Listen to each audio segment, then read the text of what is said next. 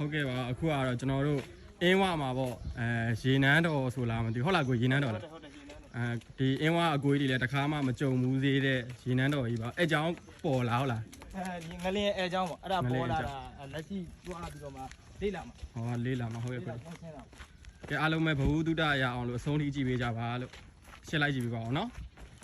ကဲဒါကတော့ line မော်ကလူတွေရောဗောနော်အကုန်လုံးအဝေးကလူတွေရောဒါဒီကိုကြီးကပြောတာဒါကြီးတိုင်းလို့ကြည့်ရတာဗောနော်ကြီးကံပါလို့အခုဒါကတော့နေကန်ကိုကြီးတွေဖြစ်ပါတယ်ကိုကြီးတို့ဘဝမှာလည်းမကြုံမှုသေးဘူးနော်ဒါမျိုးကဟုတ်ကဲ့ပါ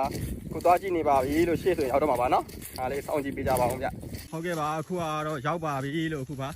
ကိုရေနန်းတော်ကြီးဖြစ်ပါတယ် ဒီမှာပေါ်ရမယ့်ဟာရွှေရှေးဟောင်းထဲမှာပါတယ် ဟောရှေးရောက်နေမှာပါတယ်ဩဒီမှာပါ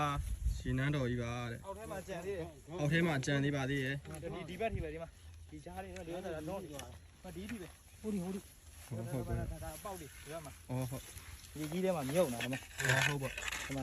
အဲ့ဖောမှာပေါ့ အဲ့ဖော်မယ်လို့ပြောတာပဲဒါကြီးဖော်မှာတယ်အဲ့ဒါနန်းတောင်လိုမယ်နုလိုဟာမျိုးကြီးဖြစ်သွားမှာ ဟော ဖော်မယ်ဆိုရင်